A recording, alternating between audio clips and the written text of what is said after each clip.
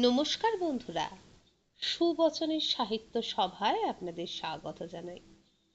আজ পড়ে শোনাচ্ছি সাহিত্যিক শ্রী রামপদ মুখোপাধ্যায়ের লেখা ছোট গল্প অল্পের জন্য।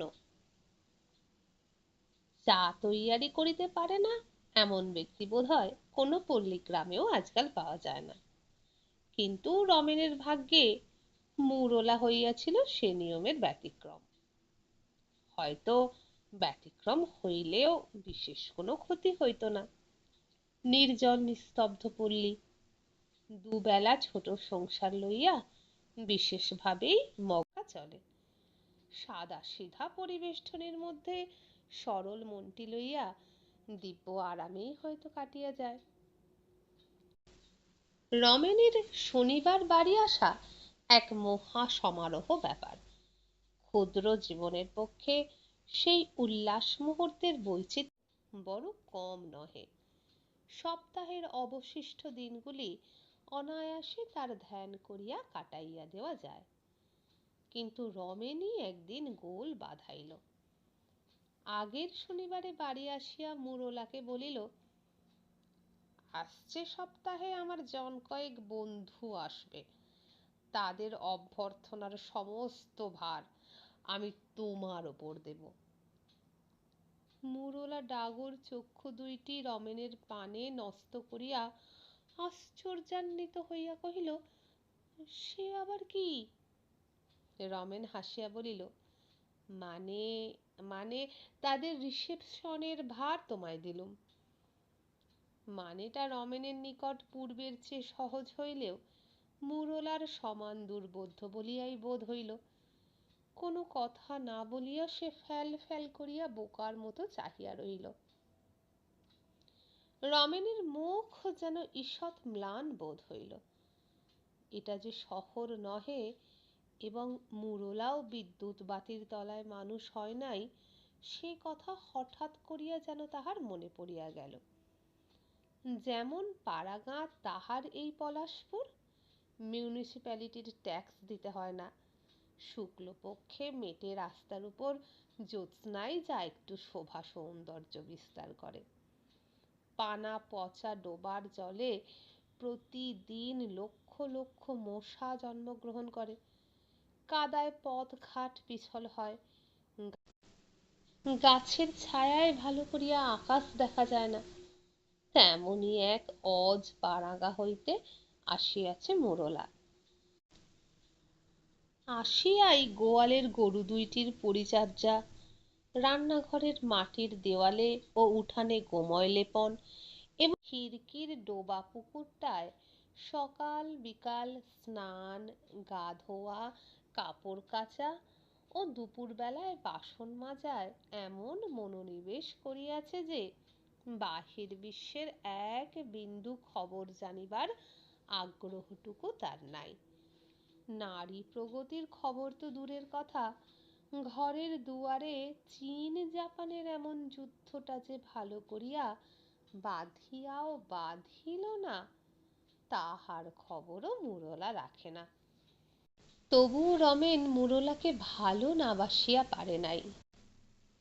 জগতের সর্ববিষয়ে চোখ কান বুজিয়া এই ক্ষুদ্র গৃহখানির প্রত্যেক ক্ষুদ্রতর জিনিসে অখণ্ড যোগ দিয়া মুরলা প্রতিটি ক্ষণকে সেবায়, সুস্নিগ্ধতায় এক একটি রমণীয় চিত্রে রূপান্তরিত করিতে সুদক্ষ। সপ্তাহান্তে শহরের কোলাহল ছাড়িয়া নিরালা এই গৃহকোণে আসিয়া সত্যই সে শান্তি পাইত। শহরের জগৎ নানা জনের, কিন্তু এই পল্লী একান্তভাবে তাহারই। এ যেন মুরলা, নির্বাক, সেবাপরায়ণা, কুণ্ঠিতা, তাহারই মাঝে পরিপূর্ণ। এসব অনুভূতি পাড়াগাঁয়ে বসিয়াই জাগে। কিন্তু শহরের রমেন বন্ধুবর্গের নিকট মুরলার যে পরিচয় দিয়াছিল তাহা অন্যরূপ। সেটুকু মিথ্যা পরিচয় দিয়া আত্মপ্রসাদ লাভ করিবার হেতু সম্ভবত এই, পাঁচজন বন্ধু মিলিয়া আপন আপন স্ত্রীর সুখ্যাতিতে যখন অন্যকে ম্লান করিবার প্রবল উদ্যম করিত, রমেন তখন চুপ করিয়া থাকিতে পারিত না। সে মোরলাকে ভালোবাসে এবং যাহা মোরলার আছে তাহাতেই সে সুখী। সুতরাং বন্ধুজনের সামনে মোরলাকে খাটো করিতে তাহার ভারী লজ্জা ও কষ্ট হইত। সে জানিত ইহাতে কাহারই বা কি ক্ষতি। বন্ধুরা কিছু ক্রোশ দুই পথ জল কাদা বা ধুলা ভাঙিয়া মশা ম্যালেরিয়া ভরা গ্রামটিতে তাহার পদার্পণ করিবে না, এবং মোরলাও সংসার উঠাইয়া আপাতত কলিকাতায় আসিবে না। মোরলাকে উঁচু করিয়া তুলিয়া ধরিতে এটুকু করা তার অবশ্য কর্তব্য, স্বামী হিসাবে ও প্রিয় হিসাবে। কিন্তু সেই বন্ধুজনেরা অকস্মাৎ মত বদলাইয়াছে। চারজনে মিলিয়া ঠিক করিয়াছে রমেনের গাঁয়ে তারা যাইবেই, প্রতিজ্ঞা বলিলেও চলে। এমন শোচনীয় প্রতিজ্ঞা কোনো যুগে কেহই করিয়াছিল কিনা রমেনের জানা নাই। ক্রোশ দুয়ের মধ্যে ঘোড়ার গাড়ি যায় না, গরুর গাড়ি যদি বা মিলে তো সারা রাস্তা হটর হটর করিয়া ঝাঁকুনি খাইয়া যখন গ্রামে পৌঁছাইবে তখন সর্বাঙ্গে আড়ষ্ট ব্যথা লইয়া গাড়ি হইতে নামাই এক মহা ব্যাপার। তার চেয়ে হাঁটিয়া যাওয়াই ভালো। বন্ধুরা বলিয়াছে 2 ক্রোশ অর্থাৎ 4 মাইল। দিব্য গল্প করিতে করিতে হাঁটিয়াই যাইবে। এ যেন শহরের পিচ বাঁধানো সোজা রাস্তা, যে একটা কানাকে ছাড়িয়া দিলেও ঠিক পথের সীমায় পৌঁছতে পারে। মাইলও প্রায় মাপেরই আর কি, যাকে বলে ডাল ভাঙা ক্রোশ। কিন্তু এসব কথা বলিলে পাছে বন্ধুরা মনে করে বাড়ি লইয়া যাইবার ভয়ে রমেনের যত কিছু আপত্তি। তাই সে শুধু ম্যালেরিয়ার মশা ও খাবার কষ্টের কথাই বলিয়াছিল। বন্ধুরা হাসিয়া কর্ণপাত করে নাই। আগামী শনিবারে তাহারা আসিবেই। প্রতিজ্ঞা শোচনীয় নয় তো কি? রমেন মোরলাকে ভালো করিয়া তালিম দিবার জন্য কথাটা পারিল, এবং মোরলার বিস্মিত ভাব দেখিয়া সত্য বলিতে কি রমেন খানাও ঈষৎ ম্লান হইয়া গেল। যে রিসেপশন বোঝে না তাহাকে লইয়া। তথাপি রমেন আশায় বুক বাঁধিয়া কহিল, তুমি চা তৈরি করতে জানো তো? মোরলা পরম নিশ্চিন্তে ঘাড় নাড়িয়া বলিল, না তো। রমেনের ধৈর্য অসাধারণ। একটু না দমিয়া কহিল, মানে কলকাতার বন্ধু, তারা এলেই প্রথমে চাইবে চা। শুধু চাওয়া নয়, বলবে অমুকের হাতের চা না হলে খাবো না। তখন মোরলার মুখে চিন্তার ছায়াও পড়িল না। কহিল, তাহলে তুমি না হয় চুপি চুপি এসে তৈরি করে দিও। রমেন ঈষৎ ক্ষুব্ধ কণ্ঠে কহিল, তৈরি করে তাদের গিয়ে বলবো বউ তৈরি করেছে? এমন ডাহা মিশে কথাটা বলবো? মোরলা কোনো কথা কহিল না। রমেন বলিল, তা হয় না, চা তোমাকেই তৈরি করতে হবে, পরিবেশন করতে হবে। অবাক হয়ে চাইছো যে? আমি তাদের বলেছি তুমি তুমি ওর নাম কি, একজন শিক্ষিতা লেডি, সেলাই জানো, গাইতে পারো, বাংলা নভেল লেখো এবং নাচেরও পা আছে। রমেনের মুখে এমন ডাহা সত্য কথা শুনিয়া মোরলার বাং নিষ্পত্তি না হইবারই কথা।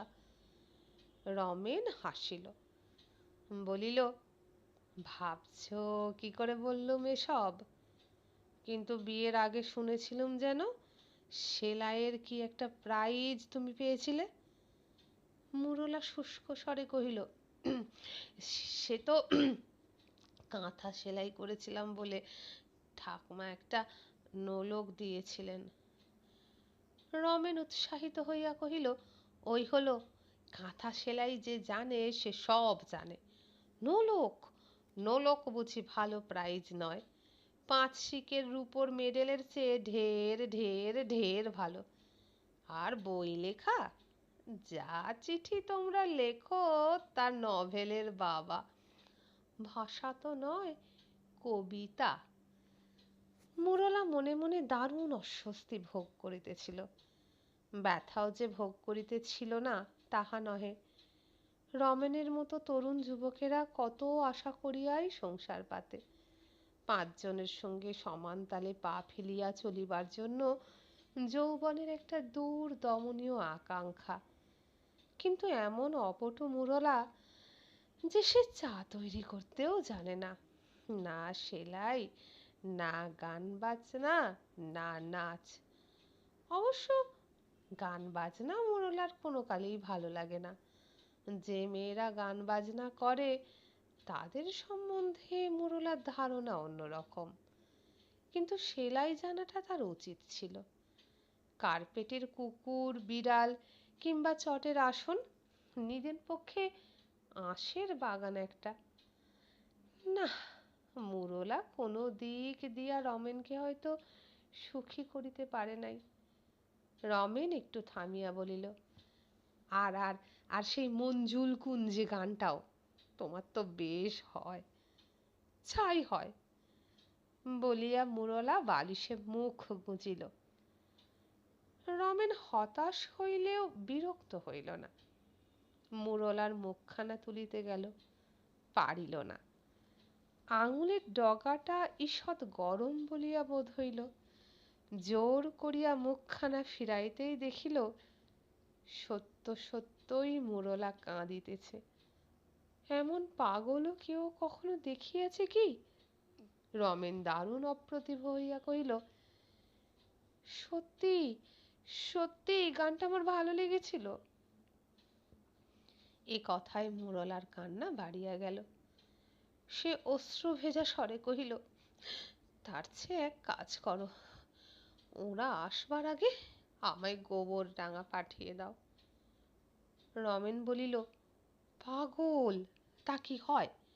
ওরা যে তোমাকেই দেখতে আসছে, আবার কাঁদে। লক্ষ্মীটি, শোনো, আমি তোমায় সব এমন শিখিয়ে দেব, কাছে কাছে থাকবো, যে তারা একটুও কিচ্ছু জানতে পারবে না। মুরলা ঘাড় নাড়িয়া বলিল, না বাপু, আমি ওদের সঙ্গে মরে গেলেও কথা কইতে পারবো না, কিছুতেই না। রমেন মিষ্টি কথায় অনেকক্ষণ ধরিয়া মুরলাকে বোঝাইল, কত আদর সোহাগ করিল, কত বন্ধু স্ত্রীর সৎ দৃষ্টান্ত দিল, জগতের কত খবর যে শুনাইল তাহার আর ইয়ত্তা নাই। নারী প্রগতির এমন একটা চমৎকার ইতিহাস শিখাইয়া বলিল যে, যাহা লিখিলে উপভোগ্য ও তথ্যপূর্ণ প্রবন্ধ বলিয়া সুধী সমাজে সমাদৃত হইতে পারিত, কিংবা কোনো রিপোর্টার থাকিলে অন্তত দৈনিকে নামটা বাহির হইত। কিন্তু সেসব বড় বড় কথা, যুক্তি, সত্য মুরলার অন্তর স্পর্শ করিল না। পুরা 3টি ঘন্টা বক্তৃতা দেওয়ার পর মুরলা কিছুটা রাজি হইল। 2টি বিষয়ে সে রাজি হইল। প্রথম, শিখাইয়া দিলে চা সে তৈরি করিয়া দিবে। দ্বিতীয়, নিজ হাতে বন্ধুদের সে পরিবেশন করিবে ও ভদ্রতা রাখা গোছ সংক্ষিপ্ত হ্যাঁ বা নায়ে উত্তর তাহাদের দিবে। বাকি সমস্ত ভার রমেনের। স্ত্রীর ত্রুটি সে যদি ঢাকিতে না পারে তাহলে লজ্জা তাহারই। মুরলা সত্য সত্যই যাহা জানে না তাহাতে তাহার মান অপমানই বা কি? রমেন আনন্দিত হইয়া কহিল, তুমি লক্ষ্মীটি। তাই দেখো দেখি এখন কেমন ভালো লাগছে। একবার জানালাটা খুলে দাও তো। আকাশে কতগুলো তারা উঠেছে দেখি। জানালা খুলিয়া দিতে গিয়া মোরলা বলিল, তারা কিন্তু না এলেই ভালো হয়। 2 পয়সার বাতাসা কিনে আমি হরির লুট দেব। রমেন উৎফুল্ল স্বরে কহিল, 2 পয়সা? সত্যি বলছি, 105 আনার সিন্নি দেব। কিন্তু মোরলা, এ যে কলিকাল, দেবতারা সব ঘুমিয়ে, সিন্নি খাবে কে? এখন মানুষের কথার দাম দিন দিন বেড়ে যাচ্ছে। মোরলা বলিল, সে আবার কি? রমেন হাসিল, দাম বাড়ছে মানে চড়ছে নয়। যেমন তোমার চাল, ডাল, তেল, নুন। দাম মানে কথার ঠিক। তারা 2-4 ক্রোশকেও ডরায় না, ম্যালেরিয়া বা মশাকেও না।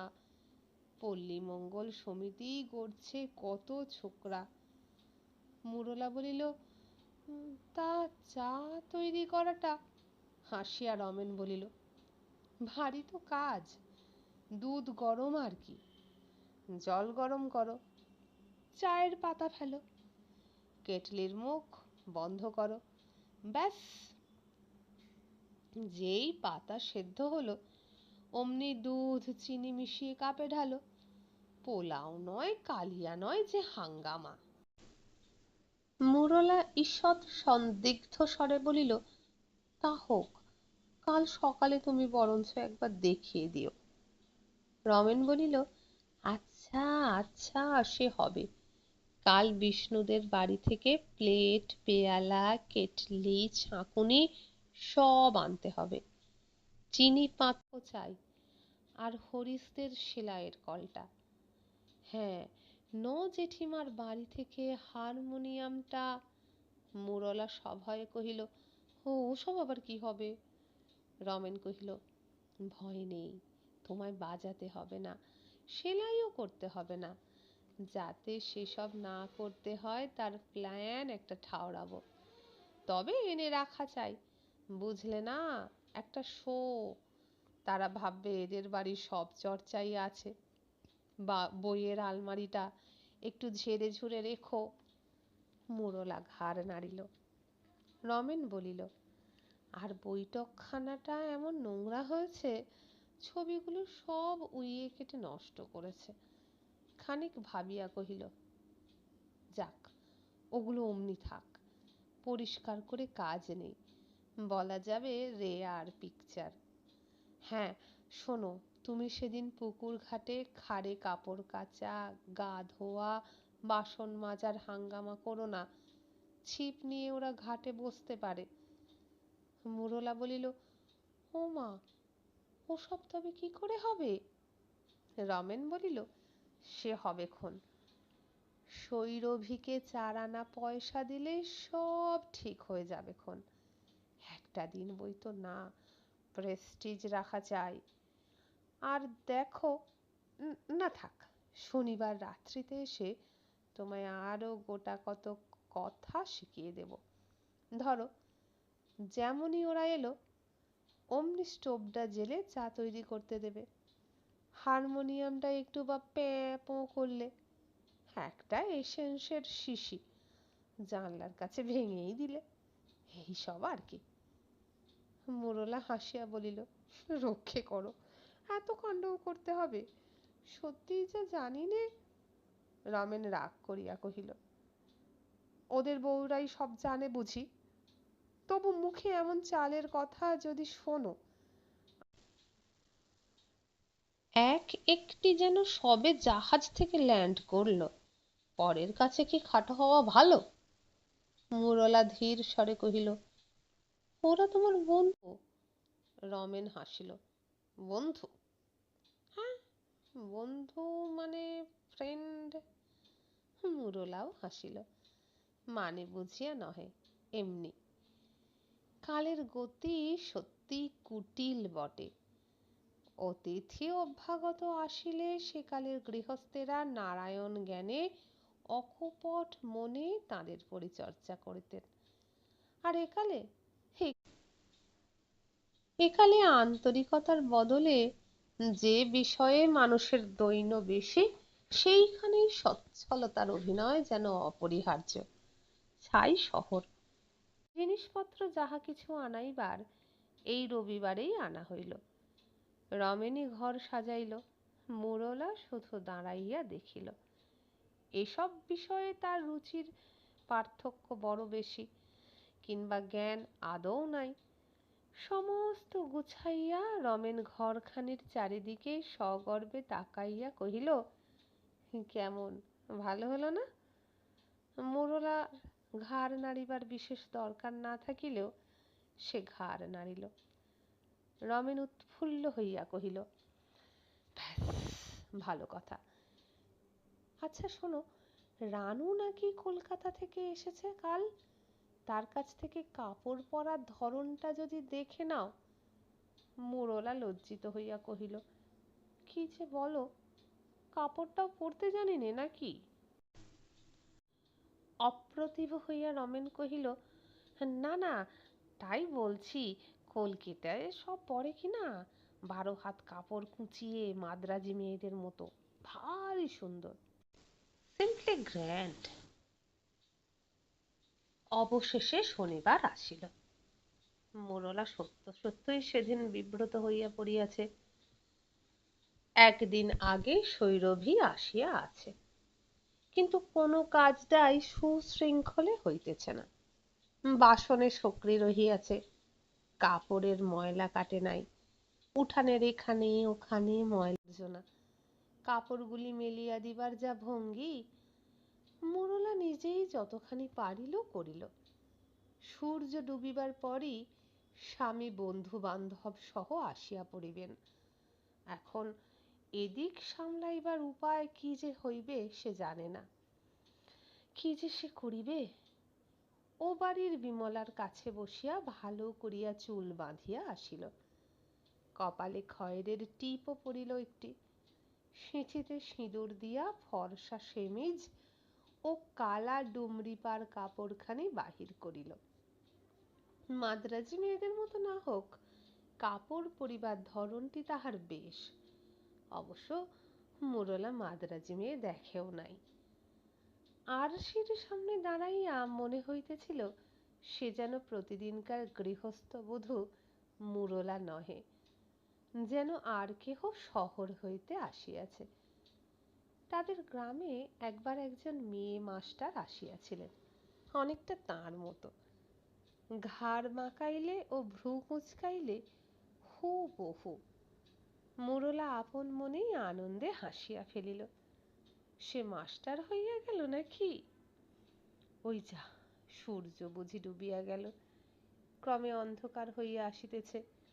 মোরলা তাড়াতাড়ি সন্ধ্যা দেখাইয়া বৈঠকখানায় আলো জ্বালাইয়া দিল। দেলখোসের শিশিটা শোবার ঘরের জানালায় রাখিয়া দিল। হারমোনিয়ামের ডালাটাও খুলিয়া রাখিল। তাঁদের আসিতে যা বিলম্ব। সর্বোপরি নিজের বুদ্ধি খাটাইয়া কিছু ফুল সে বৈঠকখানার ঢালা ফরাসের উপর রাখিয়া দিল। এইবার স্টোভ ধরাইবার পালা। বহু কষ্টে স্টোভের আগুন জ্বলিল, চায়ের জলও চাপিল। পাতাগুলো ফেলিয়া দিলে হয় না? সেদিন স্বামী চা তৈয়ারির প্রক্রিয়া বলিয়াছিলেন, শিখাইয়া দেবার সময় হয় নাই। মোরলা সেসব ভালো মনেই ছিল, দুধ গরম আর কি, কালিয়া নয়, পোলাও নয়, শুধু পাতা সেদ্ধ। কিন্তু স্বাদমূলক খুঁজিয়া চা কোথাও মিলিল না। হায় হায়, স্বামী আসিয়া বলিবেন কি, এমন অকর্মণ্য স্ত্রী! বন্ধু বান্ধবেরা হয়তো কত নিন্দাই করিবে। সময়ে চা তৈয়ারি করিয়া দিতে পারে না যে স্ত্রী, তাকে লইয়া কেমন করিয়াই বা ঘর করা চলে। দুঃখে ক্ষোভে মোরলার চোখে জল আসিবার উপক্রম হইল, এবং জল আসিবার পূর্বেই বিধাতার অনুগ্রহে চিনির কৌটায় চা পাওয়া গেল। চিনি বোধহয় অন্য কৌটায় আছে, থাকুক এখন চিনি, সে তো পরে মিশাইলেও চলিবে। ওই যে বাহিরে জুতোর শব্দ পাওয়া গেল না? সব আসলেন বুঝি? মোরলার বুকখানা সজোরে ঢিপ ঢিপ করিতে লাগিল। হাত দুখানিও যেন তাহার বশ নহে। কেটলির মুখ খুলিতেই গরম বাষ্পে হাতের খানিকটায় এমন উত্তাপ লাগিল যে মোরলা সত্রাসে হাত সরাইয়া লইল। হাত কোলের দিকে না আসিয়া কেটলির গায়েই পড়িল এবং কেটলিটা উল্টাইয়া গেল। হাত তো পুড়িলই, পাও বাদ গেল না। কিন্তু আশ্চর্য মোরলার ধৈর্য! সে অস্ফুট শব্দ মাত্র করিল না, শুধু বাঁ হাত দিয়া ডান হাতখানা চাপিয়া ধরিয়া হতবুদ্ধির মতো বসিয়া রহিল। এমন সময় কক্ষদ্বারে রমেন আসিয়া দাঁড়াইল, মুখখানা তাহার হাসি হাসি।